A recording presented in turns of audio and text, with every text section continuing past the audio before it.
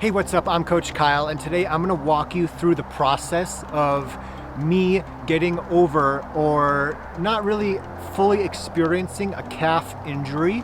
And what I want you to take from this today is the thought processes, the physical processes that I went through to avoid a full-blown injury.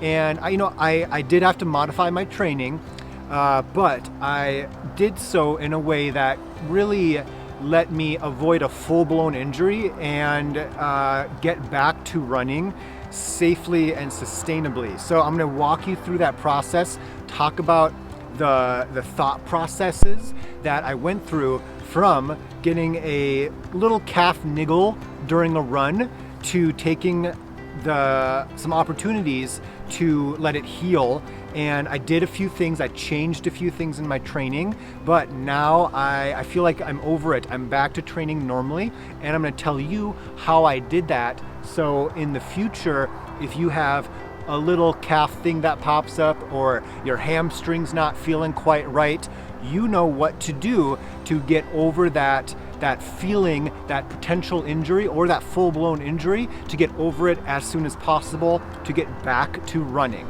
So I think the most important first thing that you must do when you feel something isn't quite right is to stop training normally.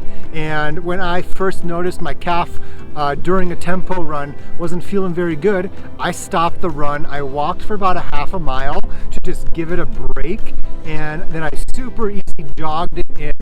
And after that, I dialed it way back. And I often tell runners that the best runners in the world are the best at not running when something feels off, when they're ill, when they're in a period of rest after a marathon, when something isn't quite right, when the body is calling for a break, calling for rest.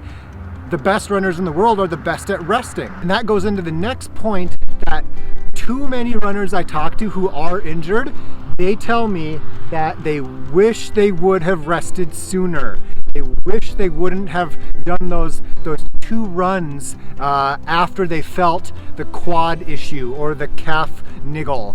And regret sucks. And it could have been that in those situations, instead of running 2 times and crossing their fingers that it would have gotten better, if they could have just taken those 2 runs off, chances are they might have been totally over and avoided the injury instead of developing a full-blown injury. And so keep in mind that the best runners in the world are the best also at not running unnecessary, and you don't want to be in this situation where you wish you would have rested sooner or better. And I kind of joke to my clients that if the first time they tell me about something not feeling quite right is after they've run on it twice and can no longer run, they owe me $500. And that's how big of a deal it is.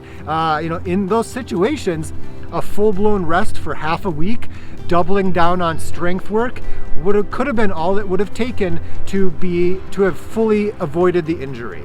Something I always recommend to runners who are in a period of rest, a period of low training volume due to an injury, or they're just getting off a marathon, for example, is use that time as an opportunity to get stronger. Even if you were to do something like tweak your ankle, maybe strain your calf, and you need to take 2 weeks, 3 weeks, low volume, totally off if it's a bad ankle sprain, using that time as an opportunity to double down on strength work, get some yoga in while you're training volume, and maybe your energy levels are a little up because you're not training as much. You have an extra hour per day.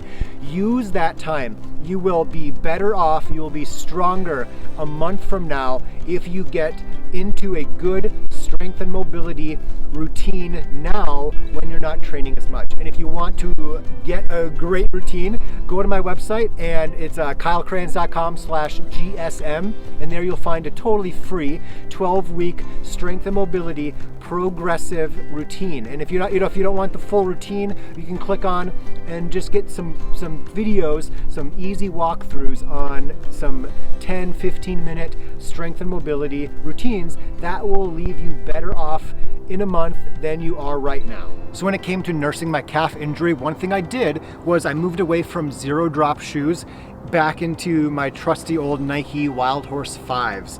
And I was running in some Ultra Lone Peaks. They're zero drop, which means the heel and the midfoot are the same height, so it's flat. And while I have mostly ran in zero drop and or minimal shoes throughout my running, that does stretch the calf, the Achilles, a little bit. And so going with a shoe with a little higher heel than midfoot will kind of relax that calf, the Achilles, a little bit.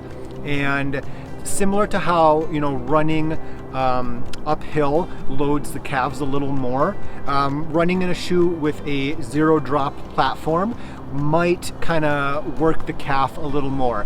This is especially true maybe you've gone from a more traditional drop shoe to a zero drop shoe and your calves were wrecked for a week after that first run. So you overdid that first run, but that goes to show that a zero drop shoe does load the calves. It does stretch, work the calves a little more. So I think that moving to a shoe during my recovery period with a little bit of a drop in the back to the midfoot did help my calf kind of just relax a little bit, work a little less while running. So as I was coming back from my calf injury or near injury, I spent a lot of time here on this trail system. It's less than a mile from my house and it's very steep, a lot of switchbacks. And what I did was a lot of walking on this little trail system. And when you run uphill, you tend to often land a little farther forward on your foot. That will load your calf more. So when it comes to getting over an injury, part of it is simply being nice to that injured area. And when it comes to my old calf injury, when I would hit an incline on this trail system right here, I would walk. So I was jogging a lot of the flats and the downhills, but when I would hit any real noticeable kind of uphill that would, noticeably slow me down, I would go into a walk. And that was simply to reduce the loading on my calves.